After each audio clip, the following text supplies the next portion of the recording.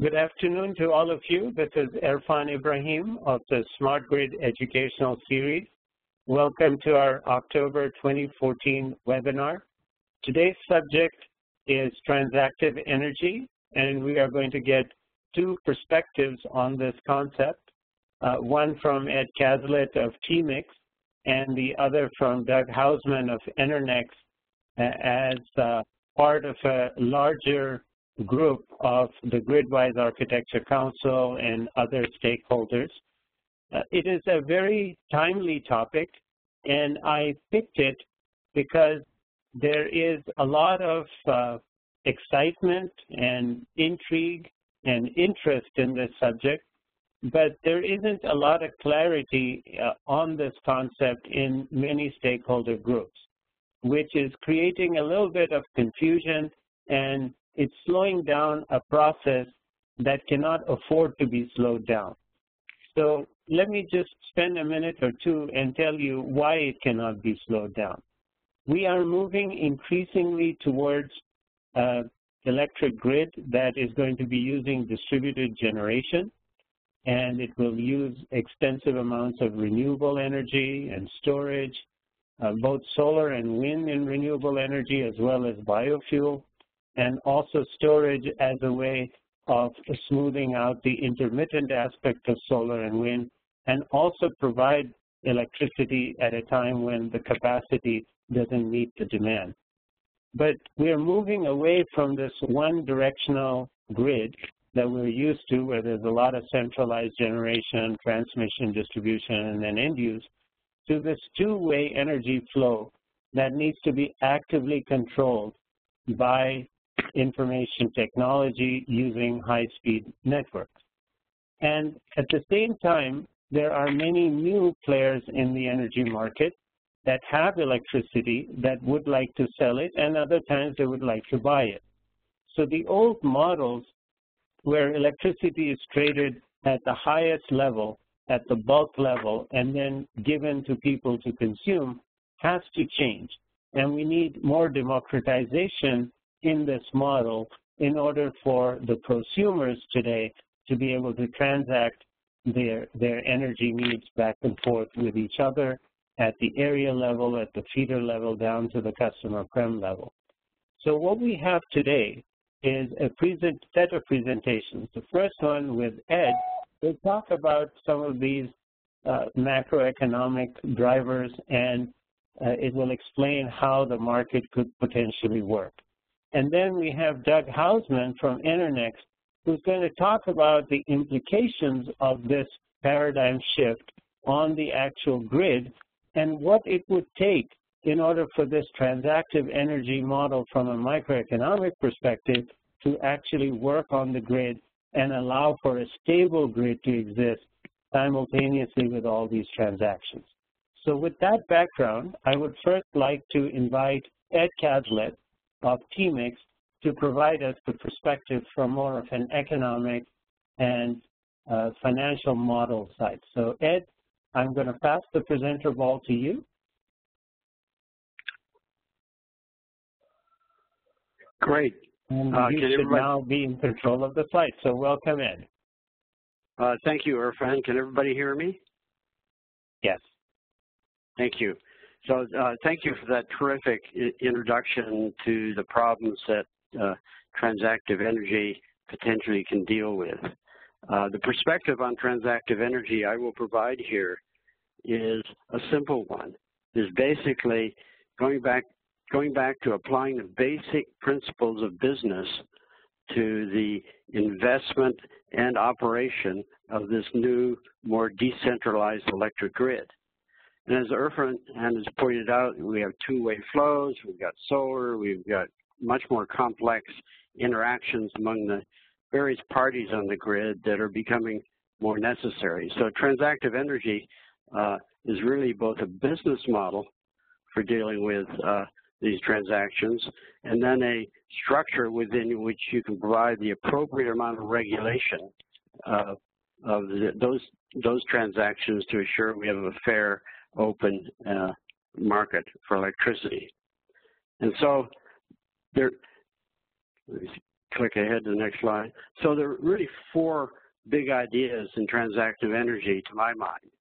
And the idea here is that these are not new ideas. They are already applied at various places in the grid, but really we need to get back to basics and apply these principles, these concepts, these ideas to the current system. The first idea is that forward transactions among parties, the parties here can include homeowners, system operators, generators, operators of the distribution grid. Forward transactions among the parties are used to coordinate their investments and also to manage risk. So that if you have parties simultaneously making investments and then transacting with each other to support those investments, we get coordination. And we need to remember that most of the transactions in the real market are done before we get to the spot markets. Spot markets are primarily used to tune up forward transactions.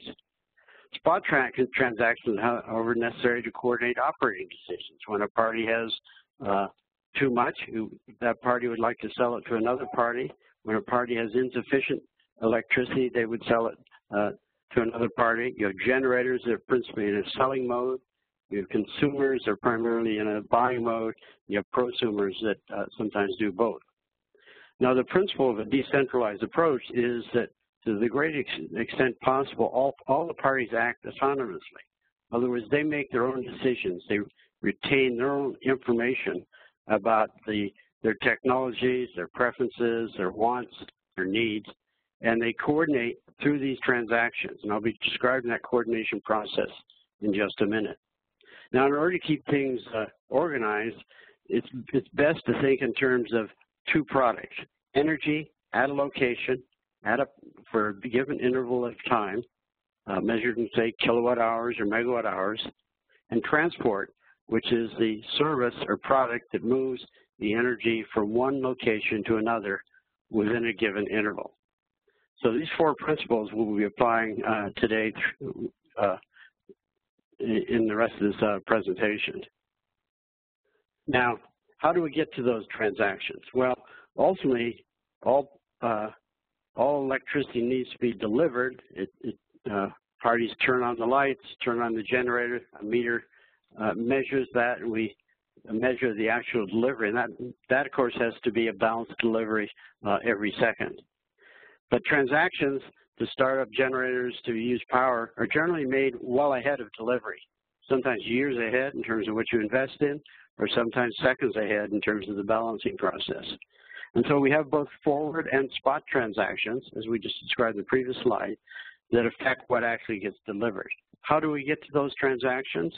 Well, there's a negotiation or pricing or rate-making process that gets us to that. You can think of that as being a tendering process, where one party tenders to another party an amount of power at a location and makes that tender at some point ahead of the actual execution of that tender. And when one party offers a tender to another party and that other party accepts that, a transaction is formed.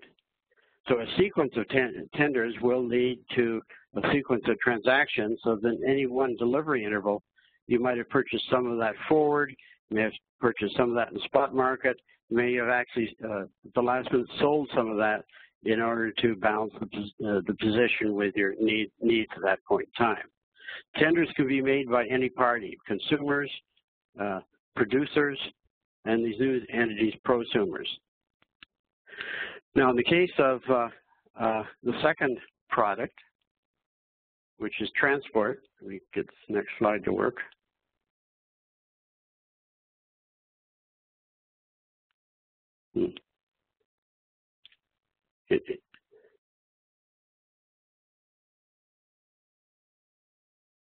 Seems to be a delay here. Yes, it's on. Slide 4 is on now. I want slide. Okay, yeah, great. Okay, I got it. Okay. Now, in the case, here's an example of how this can work. Imagine we have a platform, electronic platform, they can offer tenders to any party on the grid. And that tender says how much power is you're willing to offer. It's a price and a quantity for delivery of power starting at some point in time for some fixed interval of time. And so you might, at a home, you might get the price for the next 5 minutes, 5 minutes after that, through the rest of the hour, 15 minutes in intervals after that, and perhaps monthly and annual blocks after that. So in the home here, represents any kind of building, actually anything on the grid could even represent a generator here. So the general idea, you have a bunch of devices that interact with the transactive energy platform through various control mechanisms, energy management systems indicated by a Nest thermostat as an example. There's a meter, and there's a transactive energy service interface, TE service interface, that collects up the tenders and responds back from any transactions that are made by the EMS systems and the devices themselves. So an example of how this works, I come home and I plug in my car, and I tell the car I need my car in 7 hours. The car knows it needs 4 hours to charge, so it goes out and finds a set of 5-minute intervals for the lowest price that would charge it in 7 hours, executes those transactions with the transactive energy platform, and the charging begins.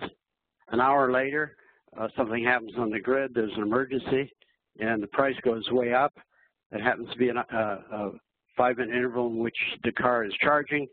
The car decides to sell back what it purchased at that new high price and buy in a later interval that is at a lower price. In that way, coordinating its operation with the operation of the grid and making additional profit or essentially reducing the cost of operating that car. Same thing happens for any other device in a facility on the grid. A battery, a water heater, an air conditioner, a generating system, all seeing that forward price. It's very easy to optimize the operation of those devices given the ability to transact at those forward prices and lock in those forward flows of both money and power. Now, in the same way, if you pull up to a charge station, it would be the same operation.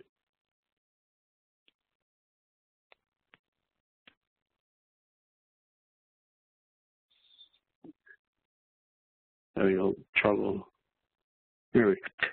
So one way to characterize this interaction with retail customers is the following description. You can think of this as a revision to the current retail tariff that is transactive.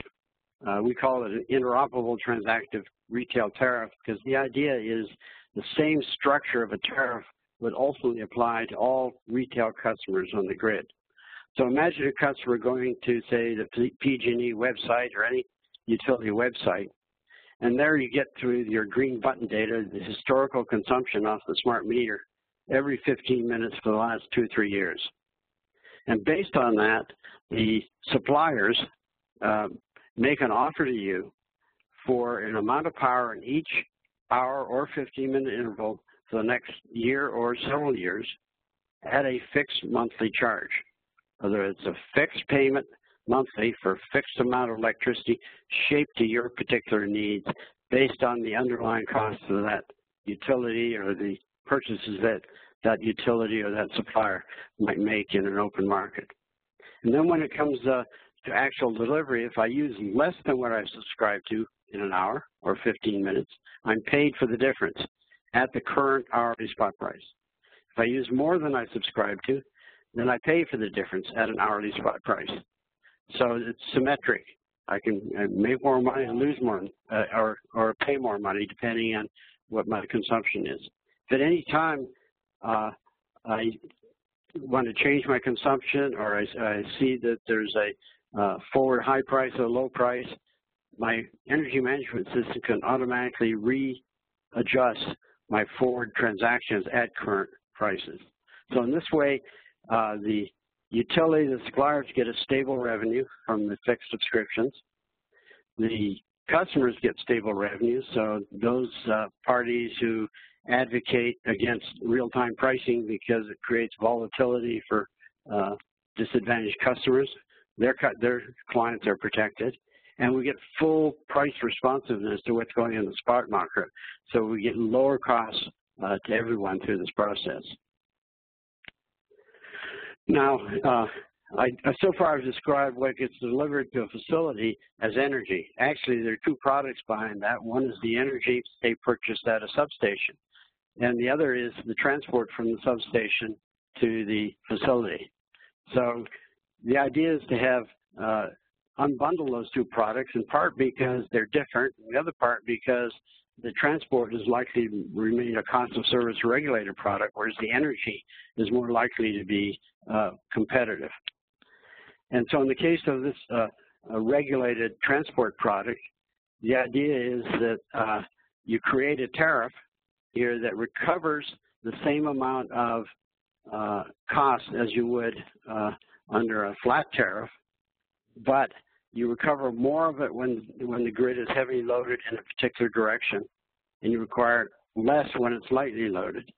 And if it flows in the reverse direction, you want to recover again substantial portions of the fixed cost. So that creates a variable price, spot price, for the distribution, which gets added to the variable price in each interval. Remember, this is by 15-minute intervals or 5-minute intervals or hourly intervals, depending on the metering.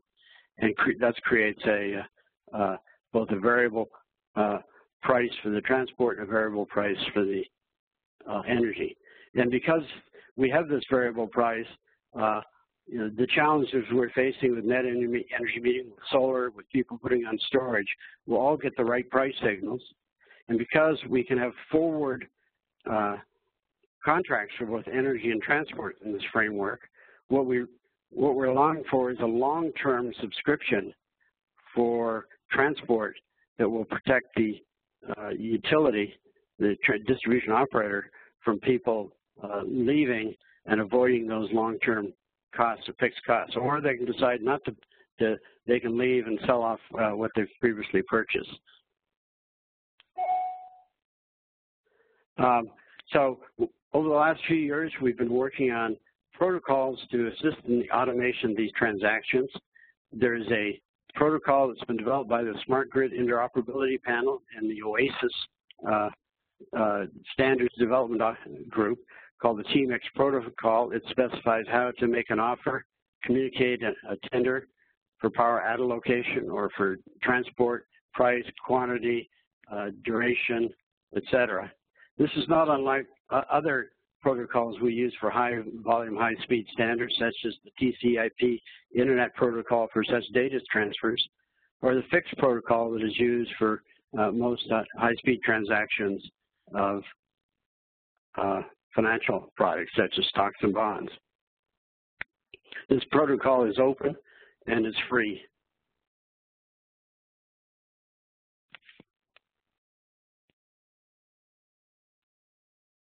Trying to get to the next slide, which is, there we go. So one of the things is, do the markets leave off, and where does the control begin? So I've mentioned you have transaction platforms providing tenders to the facilities. The facilities have energy management algorithms and a service interface that accepts these. They will respond after optimization with actual transactions. You have the objectives of the parties. You got weather forecasts, but there's a control signals from these management algorithms that go to the devices. Now, the devices may be the car, the water heater, the air conditioning system, but it can also be for systems such as the distribution system or a transmission network. So the same concept applies here in interfacing transactions with control. The control still has to be important, but you don't interact with control signals. You interact with transactions and tenders that have both an economic and a physical implication.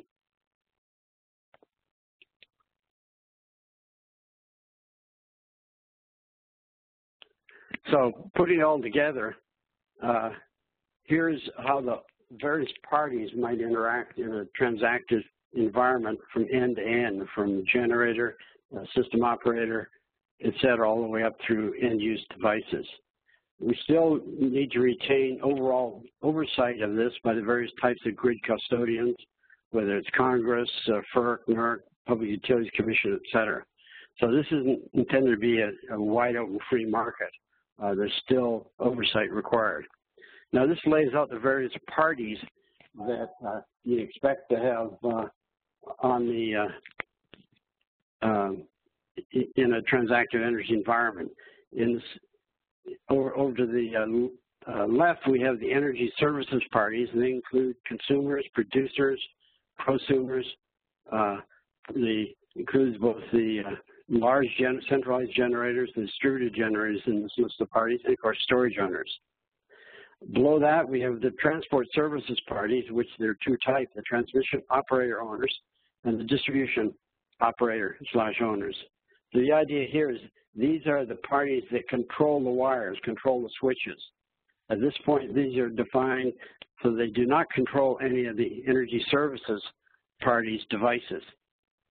So these are, they control the switching, and they make available to other parties transport services in order to move energy from one party to another. So there are transactions between these parties and the energy services parties. All these transactions are supported on the transaction platform. There's underlying that is a database that tracks all of the transactions. Now, putting this together so that we get liquidity, we get price discovery requires a set of intermediary parties. Of course, one of them is the system operator that will be doing the real-time balancing. There can be many system operators. Each of those would interface with the platform to offer spot power and buy spot power to balance the grid.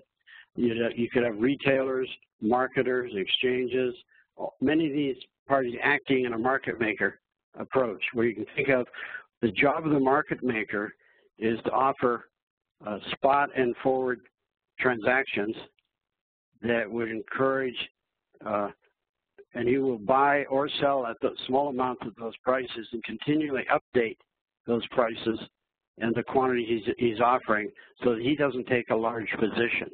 You have multiple market makers. These market makers can be automated, and they'll operate much like market makers do in other markets, overseen and regulated by the grid custodians above. So that's the general idea.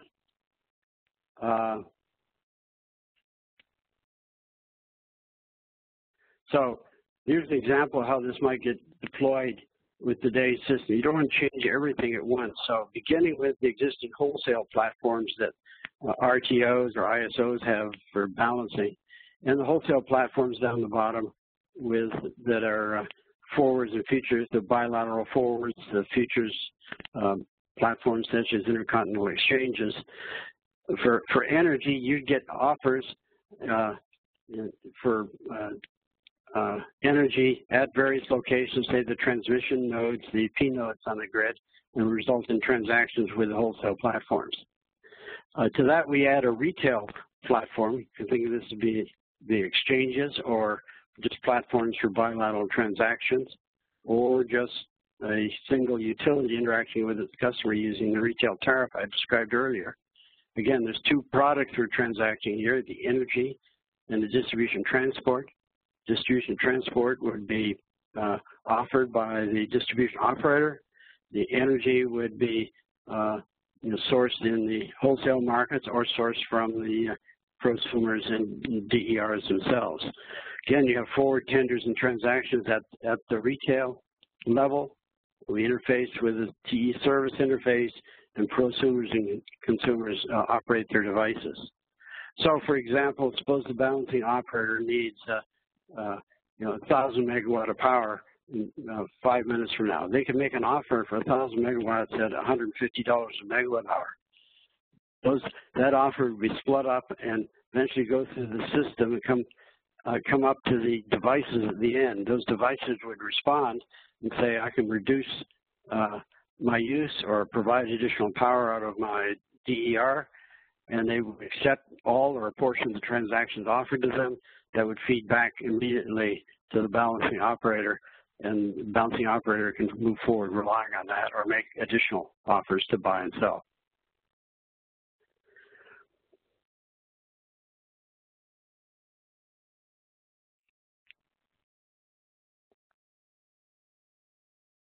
So my colleague Steve Barrett and I have put together a book on this, which is available on the Apple bookstore or the Amazon bookstore, both for the PC and the Mac now. I encourage all of you who are not already members to join the free Transactive Energy Association discussion group that is on LinkedIn. And I look forward to hearing Doug's presentation and your comments coming up. Thank you. Thank you very much, Ed. And at this time, I'm going to take the presenter ball back from you. And I'm going to move over to Doug's presentation. And then I'm going to bring on Doug and unmute him so that he can start speaking. So, Doug, the ball is in your court. Thank you. Good afternoon, everybody. Good afternoon.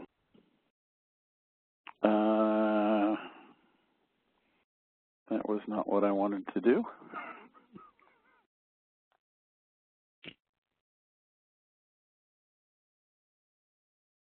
I need to figure out how to advance the slides. Yes, the two horizontal arrows at the top of the slide is what you use to move them back and forth. I see it now. So, as a member of the team in IEEE that put together Grid Vision 2050, I came to have a number of beliefs about the grid and the future of the grid, and I won't go into them right now, but please understand these underlie about everything that I'm going to say today when I talk about transactive energy.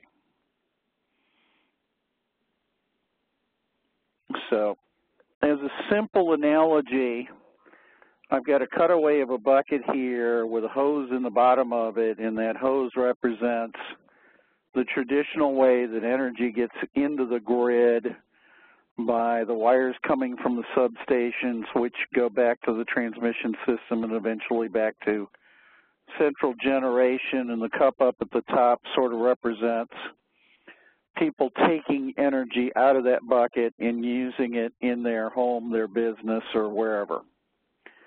And if we think about energy efficiency, what we're really doing is we're reducing the size of the cup that we're dipping into the bucket to grab energy out of the bucket because we need less. And so if we do a really good job with energy efficiency, instead of needing a whole cup, we might only need a half cup or a quarter of a cup. And when you think about it a little bit further to carry the analogy on, when we start thinking about how we put distributed generation out into the grid, what we're really doing is at certain times of the day, instead of the cup taking water out of the bucket, we're taking the cup and putting water back in the bucket. And the goal, obviously, is to have the level of water in the bucket or the voltage hang around that blue line. And in the old model, when we didn't have distributed generation and we didn't have a lot of energy efficiency and we didn't have a lot of other things going on, it was relatively easy without having to monitor the grid to keep that line and the water in the bucket at about the same level. As we get more and more large distributed generation locations in neighborhoods that do a lot of energy efficiency work, that line might move up or it might move down at different times of the day.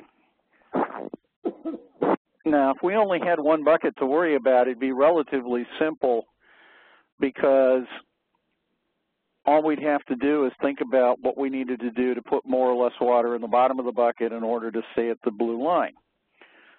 Unfortunately, the grid actually has three different buckets because we're a three-phase system. And there's even more than that, but I'm going to keep the analogy simple for right now.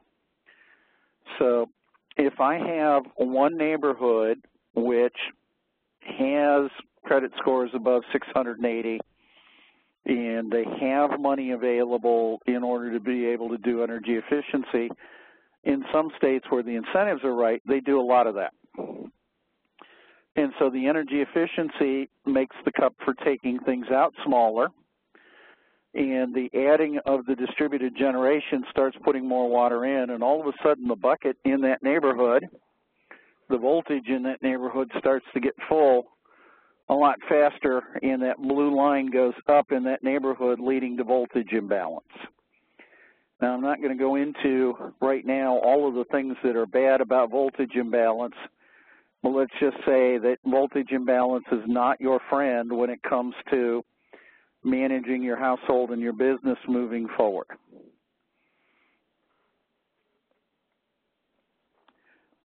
Now, as we look at the installed base of generation, what you can see in that purple block is the bulk generation in North America. And if you look back a couple of years and you look forward to 2020, that purple block really doesn't move. It's pretty flat. On the other hand, what you see in the blue block and in the green block is a rapid growth in distributed capability. The blue block represents... Doug, your slide hasn't moved to the next one yet. It has here. Oh. I have a graph with 3 blocks in it. Yeah, it hasn't moved. Try going back and then bring it back. It moved to this one just fine, but it didn't progress to the next one.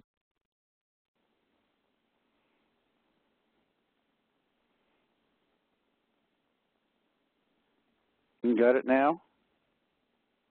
No, there hasn't been any change. So what I can do is I can move the slides for you. Go ahead. Take the presenter ball and do it that way. So I want slide 4. Okay. Just give me a second and I will move. Because it's moving on my screen in your software. Okay. Now we're on slide 4. Okay. So as I was saying, the purple block down at the bottom represents bulk generation, and the amount of bulk generation we're going to have is going to be flat to declining in the future, whereas the amount of distributed generation, both in the blue block, which is backup generation, and in the green block, which is real distributed generation, photovoltaic and other things like that, are both going to grow and become a bigger and bigger portion of the overall generation that's available in the grid. And that's going to be critical as we look forward, because not all circuits are created equal, not all phases of circuits have the same demographics on them, and because of that, different parts of different circuits in different communities will have different levels of energy efficiency, demand response, and distributed generation. And Irfan, if you can give me the next slide.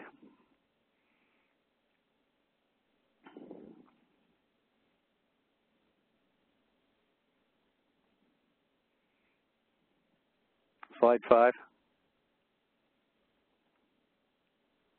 Yeah, I did move it.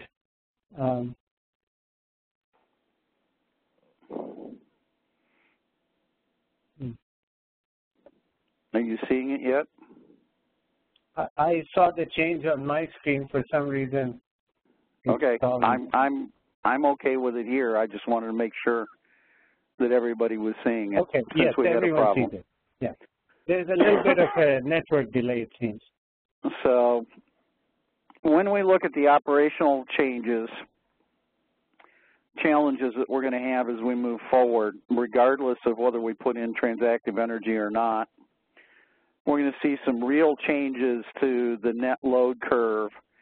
And if you've seen the California duck curve, and if you haven't, I'll bring it up in the next slide, you'll see some of what happens when you get a large amount of distributed generation out in the field. And you'll also see some of the issues with the real-time dispatch issues. Because distributed generation tends to cluster in a neighborhood where credit scores are better than 680. And by the way, that's the magic number for credit scores. for when folks will lease you photovoltaics. And because that's the magic number for doing that, those neighborhoods have a much easier time of getting photovoltaics installed or small wind installed or other things like that than the folks who aren't in those sorts of neighborhoods. Multi-directional power flow, I hate to tell you this, but when the grid was designed, it was optimized to allow power to flow in one direction. Part of that was because we don't like things like lightning running the other direction down the grid and blowing up all of the equipment that's attached to the grid. Part of that was for economics. If we put the substation where the greatest amount of load was and we moved out from there, then it didn't make sense to maintain the same size of conductor and the same size of transformers and the same amount of voltage flowing through the lines all the way to the end of the line that it made sense to do at the substation. And then we deal with the fact that policy, both at the federal and the state level, is allowing and enabling more and more customer participation in the market directly, to the point where PJM a year ago started talking about the idea of people who had 10 kilowatts or less of distributed generation that was schedulable could potentially participate in the demand response market directly rather than having to go through somebody like Enernoc to do that. So we're starting to see smaller and smaller people begin to play better and better. And then we get into shortening decision time frames. If I see a cloud transient today in some grids, I might have 4 or 5 seconds to respond to that cloud transient in order to manage the voltage, instead of the typical 10 to 15 minutes that I had at the end of the business day as people were coming home from work to be able to respond. And most of the generation sources that we have today can't respond in the time frames that we are going to need to be able to respond to. They just physically will not ramp up fast enough compared to what the changes in demand can be from cloud transients and thunderstorms and other things like that as we move forward in the grid. So we've got to find a different control paradigm, and transactive energy is definitely a piece of that control paradigm that we're going to have to deal with. But we're now talking about not dealing in 5 and 15 and 20-minute increments, but potentially 1 and 2 second increments at some points in time for some types of circuit signals in order to be able to deal with the issues. And finally, as I was talking about with neighborhoods, we're going to see very localized imbalances between generation and supply. So Irfan, if I can have slide 6.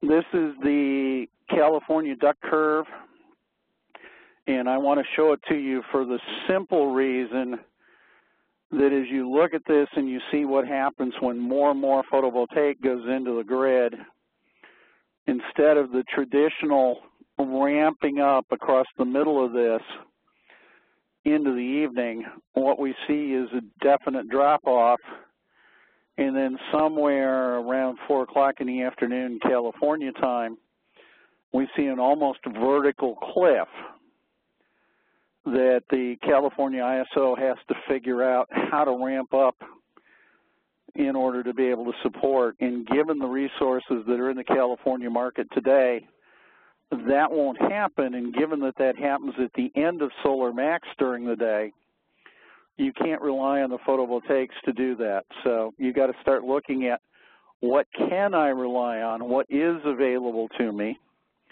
And this may be the way that we end up getting battery storage or other things into the grid in the long run, is by being willing to pay for power during that ramp-up time period at a price that makes storage interesting.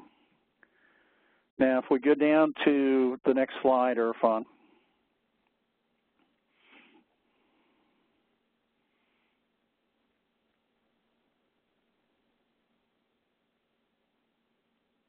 Slide 8. It is on slide, oh, it's slide 7. There we go. This is the one I want. So if you look at these lines, you can see some of the issues that we deal with in terms of the amount of power that's generated, and these are all from the same set of systems. You can see the nice smooth lines on sunny days, and you can see the not so smooth lines on cloudy days. And these are the sorts of things that we begin to have to deal with when it comes to power quality as we move to more and more in the way of distributed generation. Now, if I can have slide 8. And here you can see the different ways that power can flow from whom and from where and, you know, so on and so forth. And let's move on to slide 9. And this gives you an idea of the way things are collapsing in terms of speed. And if you look at those 3 pink inverted triangles, the one furthest to the right is the hour-ahead scheduling, which is the most common spot price sort of a thing that goes on today in the bulk market. The second one is the automatic generation control signal, which goes out to the various power plants to tell them to do something. And the third one is 1 cycle of our 60 hertz grid. And as you can see, even to the left of that 1 AC cycle pink triangle, there are other things that go on that are even faster.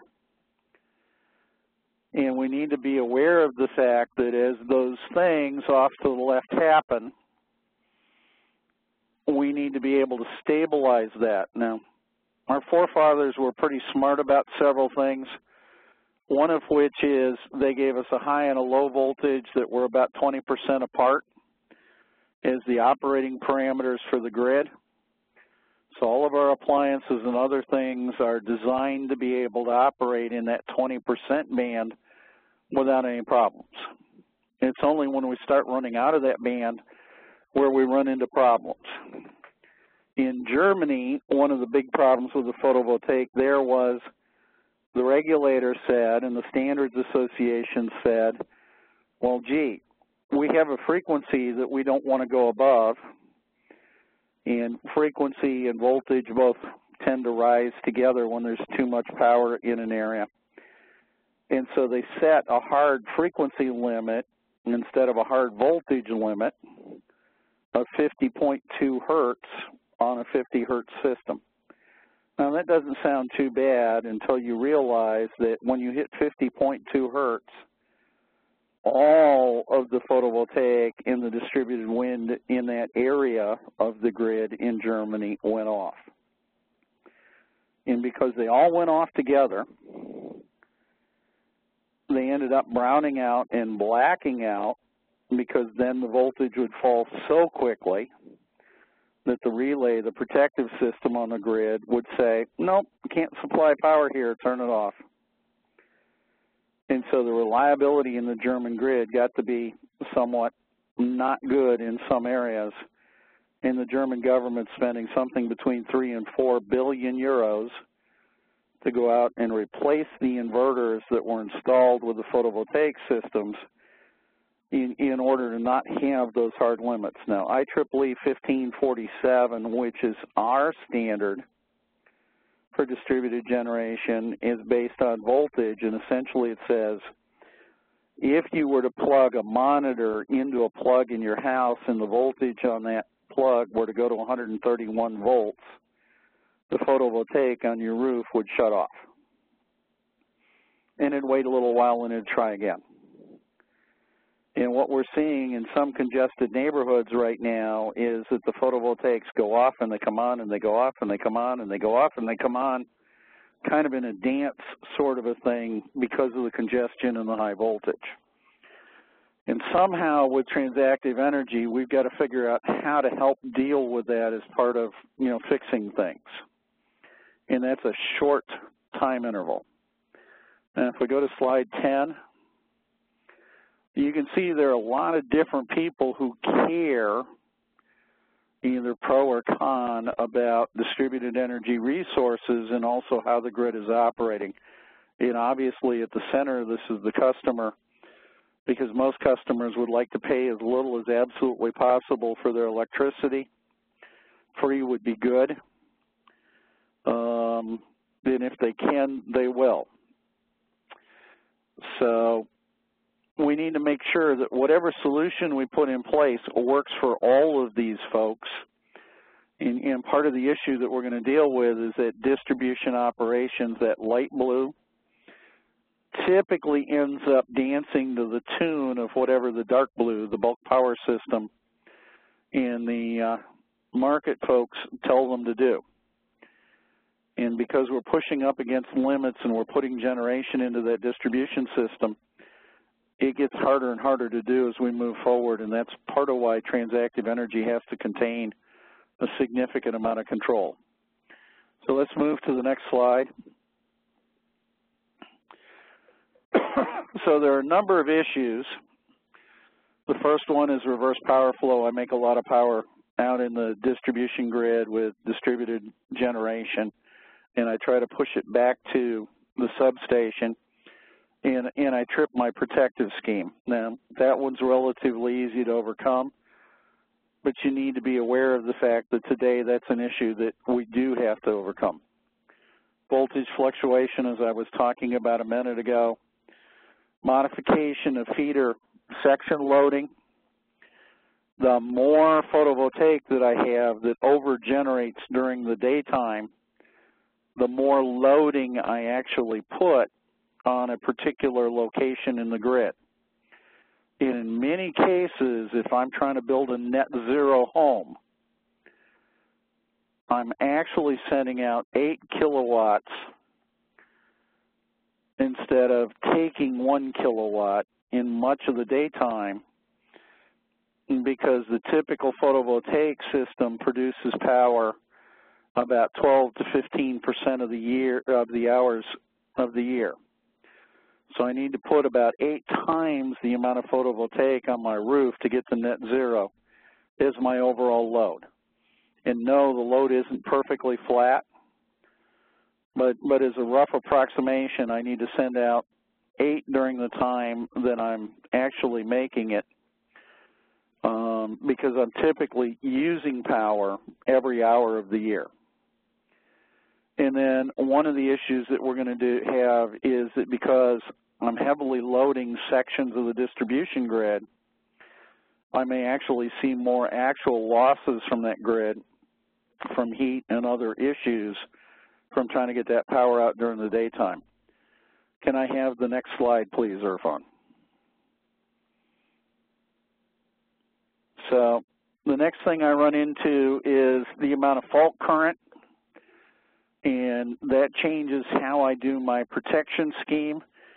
It also changes the amount of energy when I have a fault that can surge through things that are attached to the grid when that fault happens. If I get a large number of photovoltaics in the same area with similar inverters, and those inverters aren't perfect, they can see each other as excitation sources. And so if a car hits a pole, the inverters may stay on, they may continue to produce power in an area and leave the lines energized when they should be off so that people can fix the fault. You can also see overvoltage from ground faults. And depending on, again, the inverters that are out there, you can see harmonics, and you can also see a number of dynamic transients that happen, and probably the one that we're seeing the most in Hawaii right now, is feeder and phase imbalance because of the way the demographics in the neighborhoods lay out in the way the circuits were originally run. And finally, if we go all the way back to 1992 and look at some of the classic power quality studies that were done back in 1992, 1991, you'll see that voltage imbalance can cause significantly shorter lives for appliances based on the studies that were done almost 30 years ago now. So let's go on down to slide 13. There are a number of different demand response things that one can do. Transactive energy is one of those. And it's important to understand that as I begin to roll out demand response programs, they may either help or hurt or work well with or not work well with transactive energy unless I think about it as I'm rolling those programs out.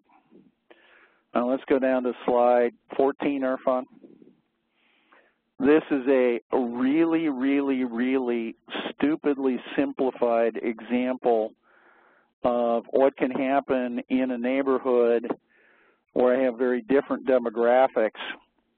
And so all of my energy efficiency, demand response, and my distributed generation, labeled here PV, happen in one neighborhood, and that one neighborhood happens to be on one lateral, which is on the AB phase. It's the single phase that goes into that neighborhood. And as you can see, I add significantly to the voltage on the AB and less so on some of the other phases. Can I have the next slide, please? So if I have some way to actively control the voltage, then one of the things that I can do is I can go out and put the DR, the demand response, on the other phases and bring those phases more in line with the original phase. And by doing that, I can change the optimal voltage, and in changing that optimal voltage, if I have the right equipment at the substation, I can then rejigger the voltage across all of the phases at the substation. Now, San Diego Gas and Electric has a trial running with a new device which is much better and much more interesting than the old tap changer, so that they can dynamically control the voltage on the circuit that's attached to that device. We're probably 5 to 10 years away from that device becoming commercially viable for the industry. But 5 years ago, I couldn't even point at a device that would let us do that the number of times that it needs to be done. The traditional tap changer that's installed in most substations today has a life of about 500 voltage changes, and more often than not, after about 100 voltage changes, somebody has to go out and do work on it. What they're finding in San Diego right now is they want to move that voltage, that tap changer, between 9 and 20 times a day on heavily loaded circuits for photovoltaics. And so we burn that device out in less than a month in some of those neighborhoods, given the number of times they want to move it. And that would be very expensive to roll a new device in and roll an old device out once a month in a substation in order to be able to support all of this. So having a new device which may be able to do 1 million or 2 million changes is really, really important. So let's go on down to the next slide. So the real challenge here is to get to a market structure that will align with the operational controls. And if we look at a bulk power-based or a pure price-based answer, one of the things we end up with is we have what we need at the bulk power level to drive prices, but it doesn't correspond with what we need for control at the neighborhood level and so on and so forth. So in the long run, what we're going to have to do is to get both to an architecture for grid design, but also a control scheme that will work well for the distribution operator so that they can send out a price to the folks on the AB, and it might be negative. You know, I've got all of my DR and all of my E and all of my DG on AB, so let me say to those folks, power's free right now. Take as much as you want. Whereas the folks who are on the B and BC and on the CA, maybe I tell those folks, hey, power's a different price, and I go in at a micro level and put the prices in place so that I get the changes at a micro level that I need in order to get to a power balance where I need that power balance. And it's critical, as we're going to have these imbalances in these pockets, that we be able to control how we send the prices out into those micro pockets until such time as we can spend the, somewhere between $1 and $2 trillion based on Forbes to completely re-architect and rebuild the grid so that it's designed from the ground up to be able to support DER as the central way of doing things. And it's not trivial to think about this. I mean, 15, 20, 25% DER, not a problem. 30% DER, becoming a problem. 40 or 50% DER, now we've got real problems. And if we're going to get to the point where we can do what we need to do in the future in terms of the level of distributed generation that we're going to need to be able to support, we've got to think about control and price working in concert. So can I have the next slide, Irfan? And so we need both the robustness that the controls offer us and the market design that provides the level of economic efficiency to make it work in a way that makes sense for the customers, for the utilities, for the regulators, and everybody else. You can't just throw prices around or controls around or throw a piece of equipment around and say that it's going to solve all the problems. What you've got to be able to do is make all of the things work in concert so that we get to both an efficient economic system and a level of robustness that we need out there so that we can continue to deliver electricity to people at a price that makes good sense economically to them, even if we've got a 3-day snowstorm, even if we've got a hurricane up until the lines actually part and fall apart. And so it's not a simple, throw one piece of technology around. Can I have the next slide, please, Irfan?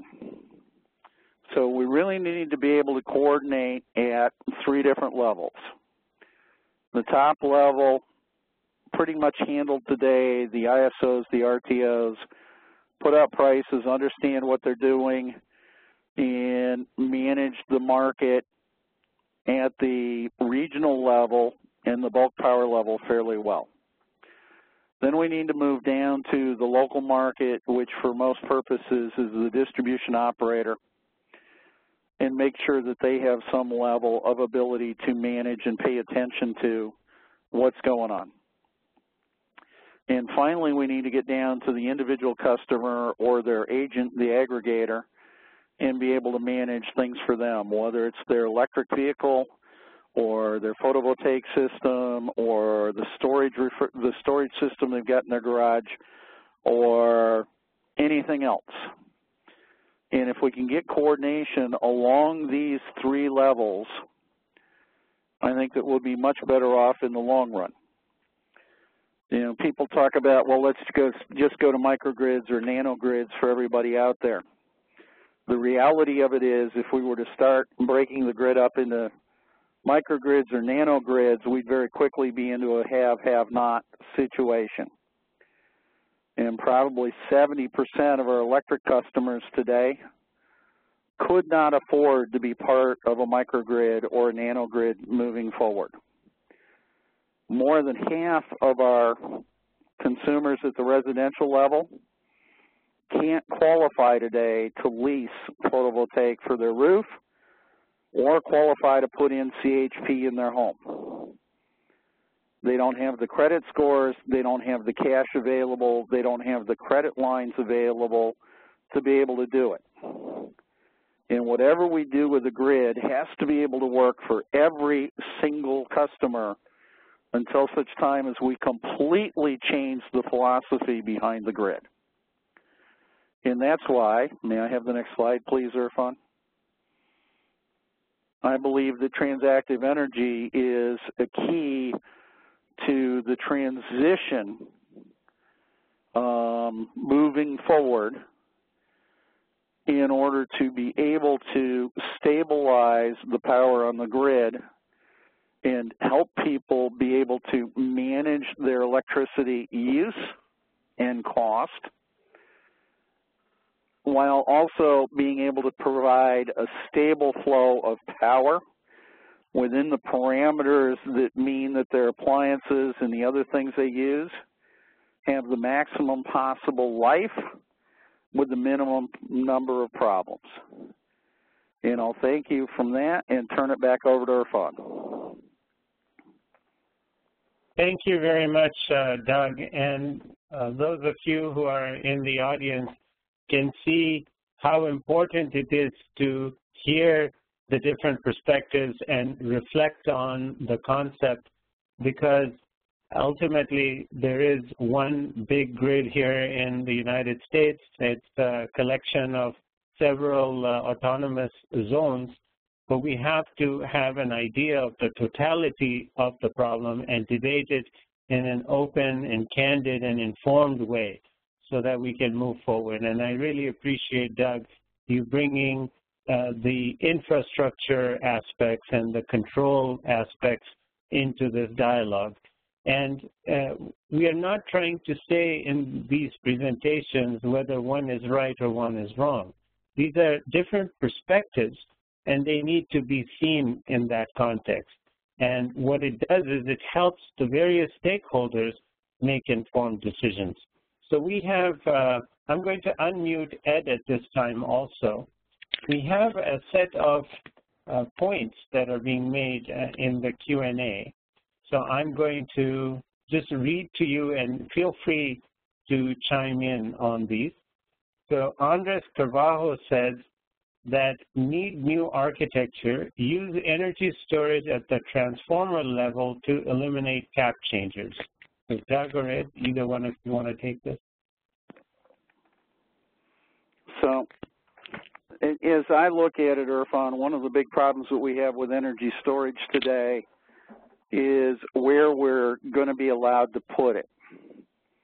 If you look at most of the community ordinances that deal with hazardous materials and so on and so forth, there are rules about how close you can put how much of a quantity of hazardous materials close to homes. Most, not all, but most storage units for electricity, if you go crawl through the material safety data sheets and read them, put the materials that are used to make those storage devices into categories that make it very difficult to plant them in neighborhoods. Now, that doesn't mean that we can't come up with containment devices and other things like that, but I'm already seeing pushbacks in half a dozen states about installing battery units in residential neighborhoods and wanting to pull them back all the way to the substation in order to minimize possible damage if something were to happen to those storage units. I'm not trying to be an alarmist here. There's a lot of education that needs to go on. but there's a group of people out there campaigning right now to keep storage out of people's homes and out of the residential neighborhoods. Ed, did you want to chime in on Sure. Well, I think there's room for storage at all levels in the grid, particularly the substation level. Andrew's comment about putting it on transformers or perhaps close to the grid, yeah, there's perhaps some concerns regarding safety. We'll have to see. Wonderful. The next one on this continues. It says the current power architecture one-way flow does not work for a heavy DER world. I think both of you agree with that, but you want to say something else? Yeah, I agree. It's not just the flow, but also the ability to both buy and sell. So that a key point in the transactive energy approach I described was parties will make forward commitments, say, to buy power, but then they may need to sell back what they've previously purchased. That's a little like demand response, but it's demand response with a contracted baseline. So both buying and selling as well as two-way flows are two different concepts that are sometimes the same. Yeah, and Doug, you also made a very interesting point about the capacity of the infrastructure as you go out towards the customer prem, that it becomes more and more primitive from a capacity perspective. So if you truly wanted a two-way system that's heavily concentrated on the distribution network, you'd have to do some major rewiring to allow that to happen. And in fact, if you go up to Ontario and talk to the guys at Hydro One, long before they started thinking about distributed generation or anything else, they started thinking about how many different sizes of conductors and devices and so on do they need to carry on their trucks. And a gentleman by the name of Ron Salt, who was the head of engineering at Hydro One, decided about 18 years ago that they were going to move to a single size of conductor, a single voltage, and so on across their distribution grid. 18 years later, they're about 95% of the way done. It was not something that was done overnight. And it's paid massive benefits from a maintenance point of view, but when Ontario put in place their FIT program for distributed generation, the fact that they had done that allowed them to incorporate far more distributed generation than anybody thought that they would be able to put in place early on. And, folks who are serious about being able to accommodate large amounts of distributed generation seriously need to look at what the folks at Hydro One did up there, not because of distributed generation initially, but for other things. So let me ask you this. There is this skin effect that exists in AC systems on the conductor, but that doesn't exist in DC systems, which allows for a smaller form factor to carry more power. Do you think that there may be an opportunity to have a more hybrid environment with more DC systems in order to not change all the wires out, but make use of the current infrastructure and reduce losses? You're making me smile here, Irfan, because I lead the IEEE's DC at Home project, and we've got about 500 people from 42 countries that are working on what would it take to be able to use DC at the residential level, what changes we might need to make, and how do we minimize those changes, what the missing standards are, can we do hybrid systems on existing wiring, and other things like that.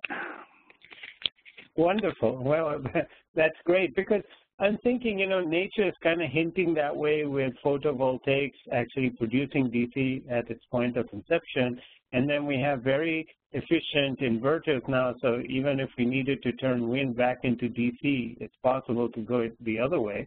So it doesn't seem that far-fetched. No, there are a lot of little things that we need to sort out. Yes, and one of them is to make the transformers more affordable for DC. All right. Or be able to go directly from my roof to my car with DC without ever having to go through much in the way of a transformer. Yes. Next question or point that Andres makes is control needs to move to the transformer, not the substation, not the feeder. So he's talking about taking it further out to the extremity. What are your thoughts? Well, if you want to, make every transformer its own voltage regulator and so on and so forth, absolutely you can do that. You can put storage there. You can put a bunch of other things there. And for those 3 or so customers that are beyond that transformer, they're going to share the cost of all of that new infrastructure. Yeah. So along those lines, you mentioned the 680 credit score a few times, and that precluding a lot of people from participating in this DER business. But what about the concept of community microgrids where the individual credit score may not be as important? Have you thought about that as maybe a way to mitigate that issue? Well, you're still going to have to come up with some way to make sure that people get paid. Yeah. And if there isn't some form of a guarantee behind that community microgrid, either the folks who have good enough credit scores to get there or a government guarantee of some form, then you're probably not going to be able to form and pay for those community microgrids. Yeah, I think it may need to be a combination of the two. You need incentives from the government because the important thing here is to add resiliency and be able to recover from disasters.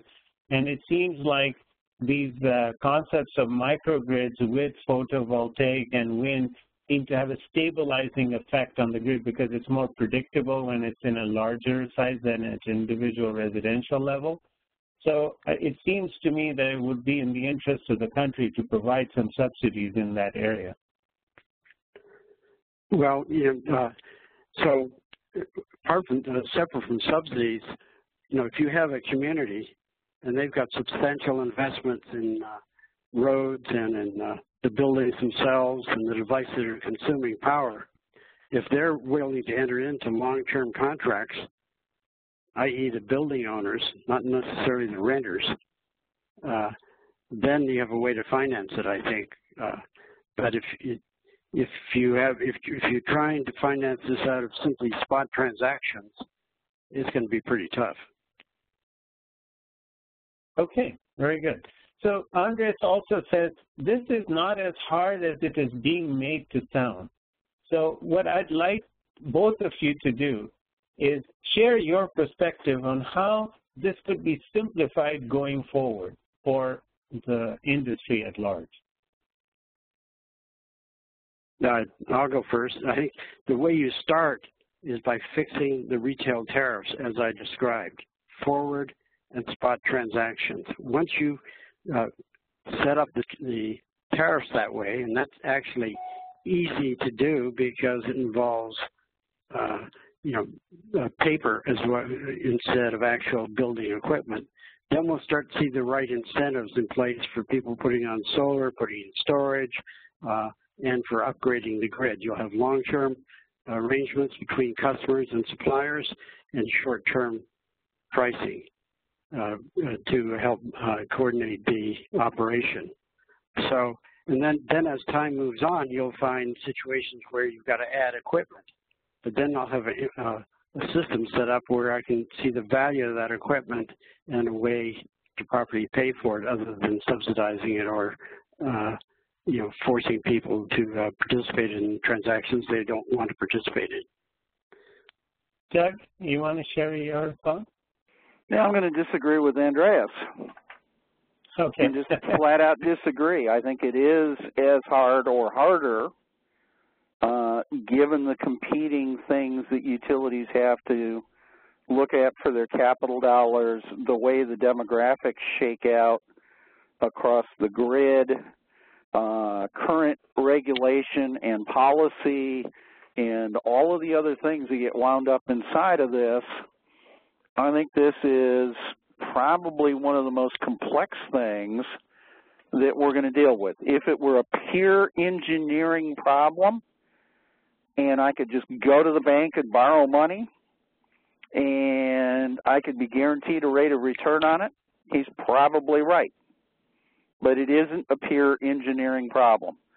There's social, political, regulatory, engineering, cultural, and demographic issues that are all wound up in the middle of this. Okay, so John Teeter makes a comment. He says the example of Chattanooga EPB deployment costing $1,000 per service point gives a good example of community deployment.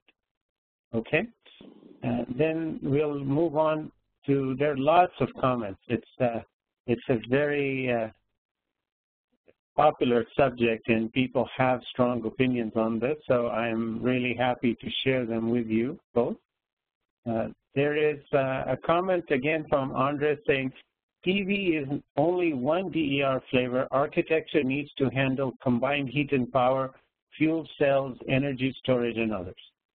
Absolutely, and to go a step further, it needs to be flexible to handle any sort of generation that I can think of and any sort of storage that I can think of, whether it's returnable, I can turn it back into electricity, or it's non-returnable, I store it as ice or heat or whatever. And that's critical moving forward. And as somebody who works on the grid all the time, I'd rather talk about combined power and heat than combined heat and power, because of the additional stability that the units that are designed to do power first and heat second offer, rather than combined heat and power, where the units may come on and off depending on the set point in the thermostat for very, very short periods of time in the spring and the fall, which actually adds instability rather than stability. So just to address that question, if you look back at my slide 4, which is the picture of the house with all of the various generating and consuming and storage devices in it, I see the issue as one of interfacing with the entire set of technologies in a standardized way. That's the picture. So at this point, what I'd like to do is ask you a little bit about your knowledge on what's going on in New York State regarding transactive energy, and do you see anything positive, dramatic that you'd like to share with the audience? I can go first. Go ahead. So I followed a little bit. I'm not a participant. But if you go, once you step ahead to my slide number 9, okay, what New York State seems to be doing is they're trying to create a distribution system operator or distribution platform operator that combines the function of the distribution operator in this picture that actually controls the distribution grid itself with a dispatch process for the participants that may own distributed energy resources that are among the energy services providers, or an ability to do demand response, and combine that with being a transaction platform provider with some kind of auction system, some kind of dispatch system that would coordinate all of this. This turns out to be an independent system operator for the distribution grid. And I would maintain that's not going to work very well. In fact, that's what they're attempting to do, because these centralized platforms don't work very well for customers who have to bid in. They would rather receive, as I said on slide 4, or as indicated here, offers to buy and sell powers, forward offer to buy and sell powers, rather than having to submit very complex bids and bid curves into dispatch markets that are, from which they get dispatch signals back from the distribution system operator. And Doug? I agree with everything that Ed says, and I'm going to add one more thing. As soon as you say that for millions of meters and hundreds of thousands of other instruments, you're going to have a centralized, independent distribution system operator, you're adding significant cost to the market, because now you have a distribution owner who has to deploy all of these things, wire all of these things, ship all of the communication somewhere, and on top of that you have this independent organization that sits over the top of them that's then trying to coordinate with the distribution operator or the distribution owner themselves in a transaction organization in order to be able to balance power. So now I've split the responsibility up into 3 different organizations that have to communicate in sub-second time frames on literally thousands of decisions a minute. Yes, and you can see that if it takes so long for us to even move from one slide to the next on a WebEx session with high-speed networking, what that would be like on a mesh network. Okay, so now at this point what I wanted to do is ask Doug about your presentation and the work that has gone on at PNNL and what you've been deliberating in the Gridwise Architecture Council. Share with the audience how all of these various contributors are related to each other on this concept and what ideas you've shared today. Well, you know, if you look at the range of folks who are on the Gridwise Architecture Council, they run from folks who are aggregators all the way through folks who work for state and federal government and are regulators, and some of them are from utilities and so on and so forth. And we've spent most of the last year looking at transactive energy and trying to understand an architecture for transactive energy that would work with minimal disruption of the existing grid, with the idea that over time we'll be able to transition to more and more control points and a more linear voltage and conductor size and so on and so forth, and probably be able to eliminate many of the issues that we have today with the grid.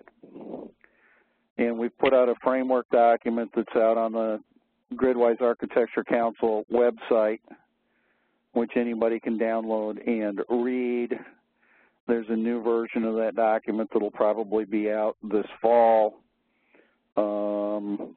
And the goal is to continue to push forward with better and better understanding of what it's going to take, not so much because the Gridwise Architecture Council is trying to push a specific architecture or to push a specific point of view, but because we're trying to get more information out there and allow more people to think about, debate, exchange ideas on, and improve what we're doing. And hopefully transactive energy will allow us to continue to increase the amount of distributed generation, demand response, distributed storage, and other things that go out into the grid, and while managing the price in a way that it doesn't disadvantage people who can't afford to take part in any of those pieces. And really, you know, one of the goals has got to be that everybody's got to be able to afford and receive at least enough electricity for safety of life. And that's one of the tenets under which the grid was built, universal service. And what we're trying to do at the Gridwise Architecture Council is to make sure that that and the other tenets that the grid was developed under can continue to survive while the underlying design and the architecture and so on changes radically over time to catch up with where some of the non-grid technologies have gone. Yes. So it seems like when I hear your presentation and Ed's presentation, that what is really necessary is a convergence model where you do things in the economic framework and then you correct for it with the control concepts until it converges and there's a consistent model. Kind of like on your production possibility curve that you showed between the economics and the control to operate along that optimal line. And that is the goal. Okay, perfect. So let me add something in. I don't see the control and the economics as being as separate functions as that might indicate. As I showed on slide 8, which there's always control of the devices. There's control of the transmission system. There's control of the distribution system. There's control of the generators. So there's a control loop there. What is needed is to coordinate. You can't create one central control problem very easily to not only control things in the microsecond level, but also control what gets built and how it gets dispatched and operated as a central control problem. So you have to deal with the interfaces among different parties who have a piece of the control problem. And so that's what the transactive energy system I've described does. It doesn't forget about control. In fact, it enables autonomous control by the parties. It can be much more effective, much more efficient in coordinating those control problems in a way that you can't do if you try to centralize the whole problem. And part of that is reflected in Doug's slide in which he shows those loops at the 3 levels. One operating at, hours and one operating in the 10-minute and then down to second level depending on where you are. So there is control at every level. I'm not suggesting that there be one macro convergence algorithm, but right. there is a distinction between Keynesian economics and Ohm's law, and both of them need to be simultaneously addressed. So the problem with the layered control system is if I solve the optimization problem at the top layer, then the optimization problem at the next layer, and the optimization problem at the next layer, and somehow I have to find ways of iterating between the two. And it's a little like every time I create a layer like that, I create a seam. It's just like the seams between the New York ISO and the Midwest ISO. And so when you have an optimization problem with each layer, I've got to think about how do I coordinate those. And what transactive energy does, and even the PNNL implementation of transactive energy does, it sends signals, as I showed in slide 10, okay, actually, that are not just prices, but offers to buy and sell. And once you've got a tender involves both a quantity and a price. It's much like a control signal. It says, I want you to increase output or decrease output, and here's what I'm willing to pay you, as opposed to a control signal which doesn't say anything about the price. So this whole thing is the transactive energy approach I've attempted to put forth integrates control with the economics rather than sees them as different problems. Now, that doesn't mean there isn't some direct control that goes on down, as Doug rightly put out, down to the level where devices are talking to devices on the microsecond level. You're never going to do that really with economic transactions. You're going to set your devices to do that kind of control automatically, just like we do primary frequency response today, where we have governor controls on generators, as an example. Okay, so we are at the top of the hour. I would ask your indulgence for another 5 to 10 minutes as I finish these questions. There are several of them and their points that I'd like to share. So let's move ahead.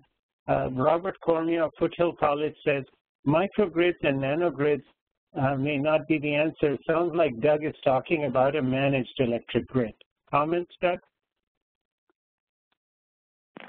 Well, I think microgrids and nanogrids are, and and everything else you can think of are probably part of the answer. I don't think there's any single silver bullet. And at some level, we eventually have to begin to manage the distribution grid. We've been managing the transmission grid now for decades. We probably manage realistically 1 or 2% of the distribution grid today. Eventually, if we're going to be efficient, we need to be able to manage all of it. Okay, then Michael Shea of Berkeley Extension asks, would the transactive energy emphasize the need for a distribution system operator? Well, I think I addressed that, and I think the right concept is a distribution operator, pretty much like it's set up in Texas right now, that manages a distribution grid and offers distribution services at a price, and ultimately offers it in a transactive environment where you're offering it at different prices at different times in order to encourage customers to make the right investment and to operate their devices in a way that minimizes the impact on the distribution grid. So the right approach is not a distribution system operator that, as I said, tries to combine too many functions into a single entity. Let's let the distribution operator continue to be an expert at operating the distribution grid itself and not at dispatching distributed resources. Okay, then Andres Carvalho says the grid came together as multiple microgrids before it became 3 grids as they are today, and that's just historical. And then he says, don't be afraid of microgrids. That's that. And then J.C. Zhang says, how about EVs for transactive energy? You spoke a little bit about that, Ed, in your presentation.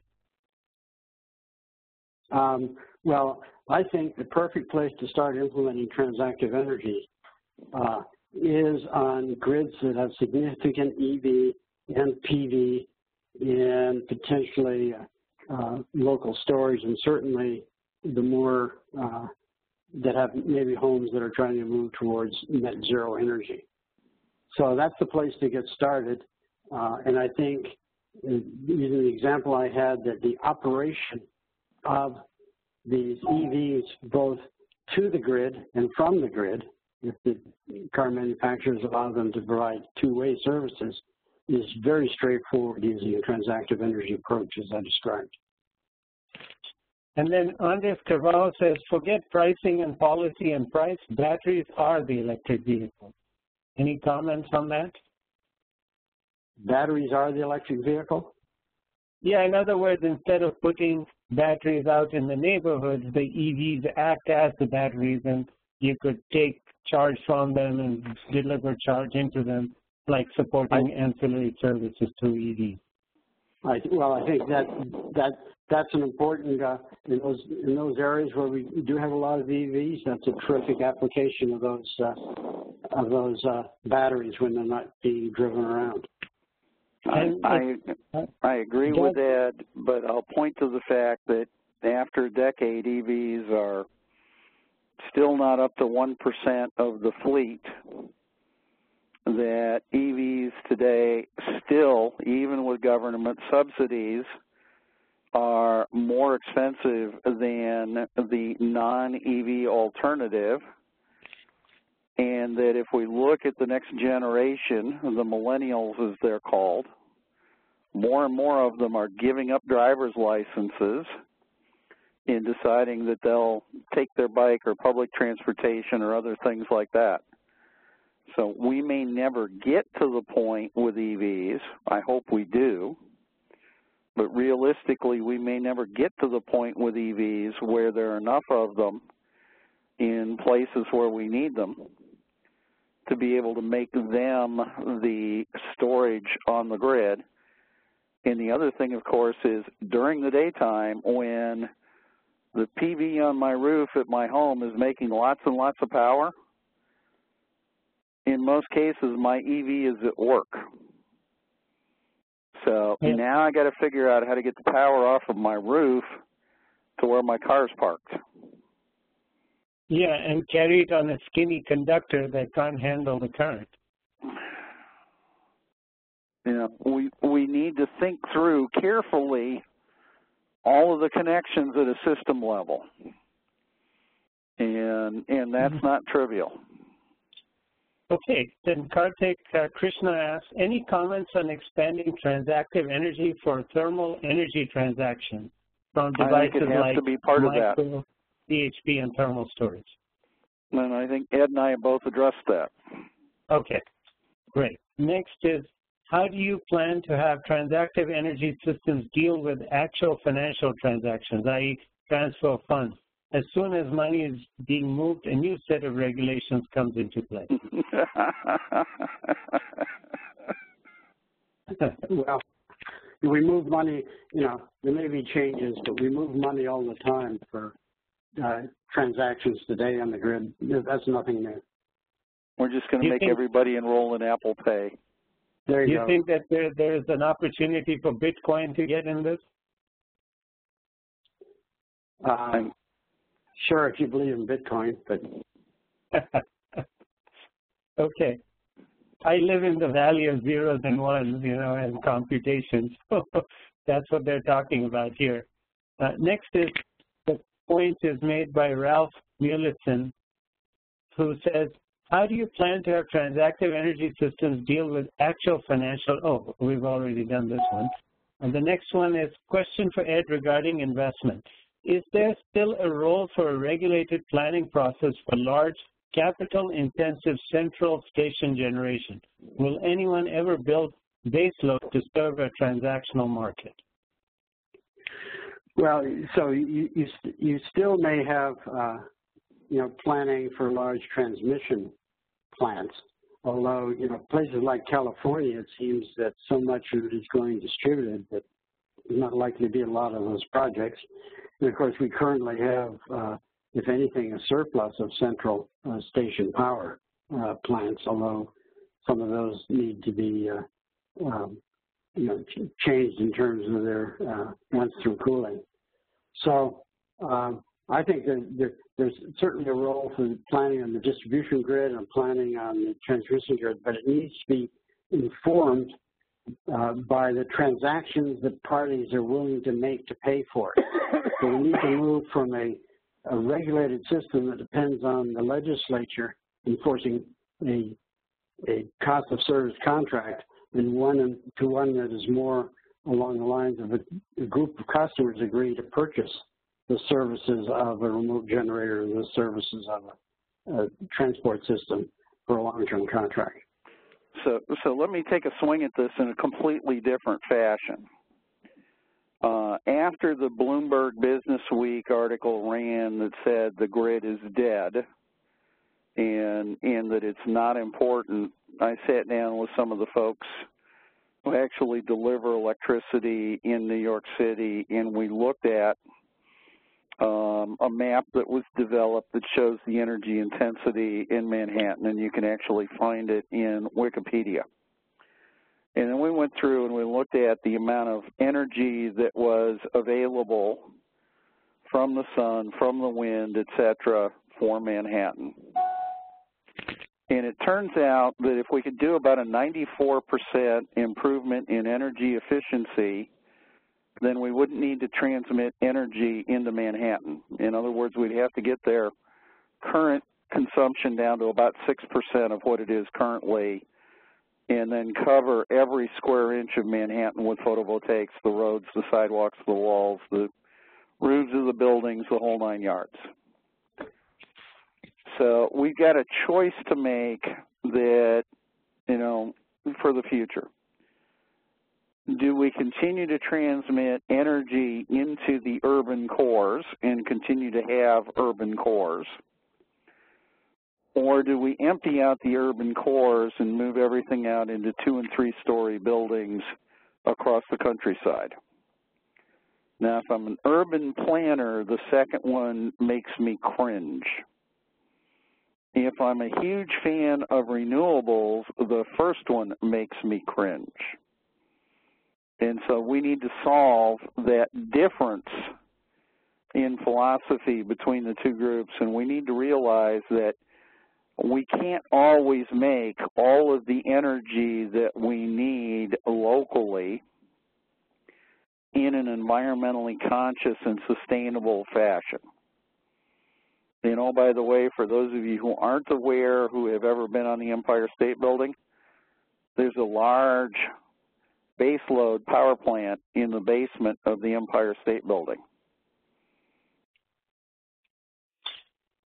Wonderful. So at this time, because we've reached 10 minutes after and we've already gone 10 minutes over our regulated time, I'm going to ask the audience to go ahead and send an email to the presenters if your question has not been addressed.